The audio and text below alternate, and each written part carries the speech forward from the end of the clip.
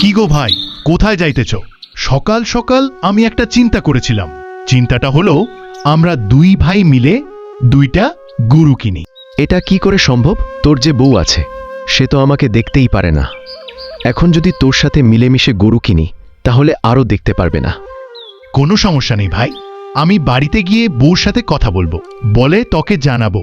আমি চাই দুই ভাই একসাথে থাকতে। বউকে অনেক সুন্দর করে বুঝিয়ে তোকে আমি জানাবো, পরে আমরা একসাথে দুইটা গরু কিনব। ঠিক আছে, বাড়িতে গিয়ে বউয়ের সাথে কথা বলে জানা। আমিও চাই দুই ভাই একসাথে থাকতে। ঠিক আছে, বাড়িতে গিয়ে বউয়ের সাথে কথা বলে জানা। আমিও চাই দুই ভাই একসাথে থাকতে, এক জালে দুই ভাই সংসার করতে। কতই না সুন্দর হতো দুই ভাই একসাথে থাকলে। ঠিক আছে, আমি চলে গেলাম। বাড়িতে গিয়ে আমি তোকে জানাবো, তুই টাকা ভাও রাখিস। তারা দুইজনে এই কথা বলে চলে গেলেন। রাকিব মিয়া বাড়িতে গিয়ে সে তার বউয়ের সাথে কথা বলবে। এই মুহূর্তে রাকিবের বউ তার সামনে আসলেন। কি হলো? কি হয়েছে তোমার, এত তাড়াহুড়া করে ডাকলে? কিছু বলবে?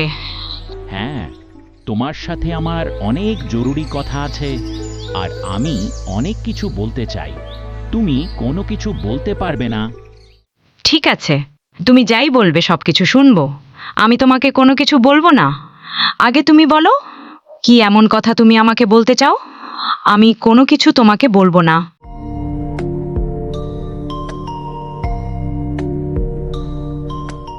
এই যে আমার ভাই আসছে, আমরা দুইজনে মিলে দুইটা গরু কিনব। এটাই তোমাকে বলতে চাইছিলাম, আমরা দুইজনে একসাথে থাকব। হ্যাঁ, আমিও এটাই বলছিলাম, আমরা দুইজন একসাথে থাকব। তাই আমি এসেছি।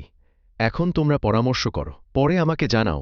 তোমরা ভেবে দেখো, আমাকে তোমরা ফাইনাল ডিসিশন দিও। এত কিছু ভাবতে হবে না, কোন কিছু একটা বলে দিও। তুমি একটু বেশি বুঝো। আমি বলছি তোমার ভাইয়ের সাথে থাকার দরকার নেই। এটা আমি মানব না, কোনদিন মানতে পারবো না। এই বিষয়ে আমার সাথে আর কোন কথা তুমি বলবে না। সাবধান, আমি কোনোদিন এটা মেনে নিব না। আমি কোনো কিছু মানব না। ঠিক আছে, তোমার মানতে হবে না। আমি আমার ভাইয়ের সাথে বাড়ি ছেড়ে চলে যাচ্ছি। তুমি থাকো এই বাড়িতে। আমি আর কোনোদিন এ বাড়িতে আসব না। কথায় আছে না, ভাইয়ের বাঁধন রক্তের বাঁধন।